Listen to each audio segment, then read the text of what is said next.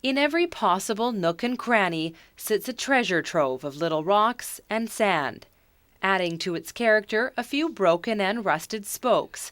At first glance, it just looks like an old bike, a rusty ride forgotten and neglected for decades.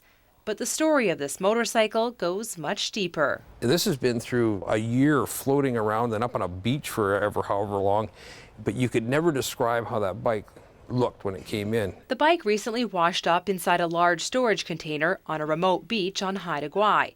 No one knows exactly when, but it soon became obvious that this motorcycle was from Japan, making its way across the ocean after last year's tsunami washed it out to sea. The container was actually floating on an angle where the bike was just sitting down in the end, unrestrained.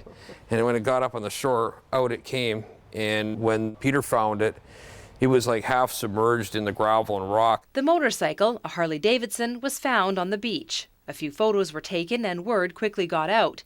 And hundreds of kilometers away, Steve Drain, a longtime Harley Davidson enthusiast, decided to join the effort to get the 2004 Night Train bike to his shop in Langford, where it arrived after a 1,500-kilometer trip from Haida Gwaii. We found out the original purchaser was right from that town that was affected by the tsunami, so this obviously was the bike from there. After about a year at sea, there is no license plate and no seat, but remarkably, there's still air in the tires, and the forks, unlike the rest of the bike, are completely untouched by rust. The frame is still in really good shape.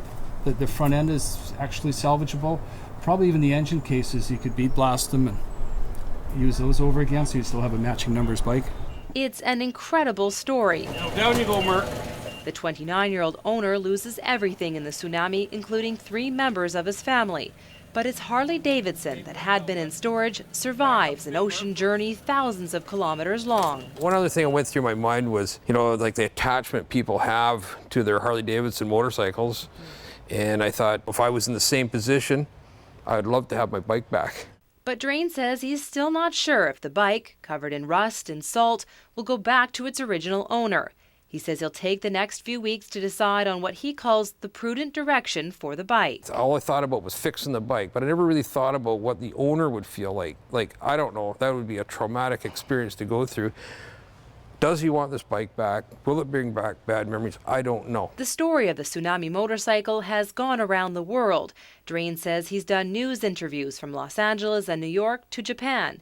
He says this past week has been a wild ride, and it's not over yet. Drain will have the bike on display at a store this week for anyone who wants to come see for themselves what's become an amazing story. In Langford, I'm Nikki Ewanyshyn for The Daily.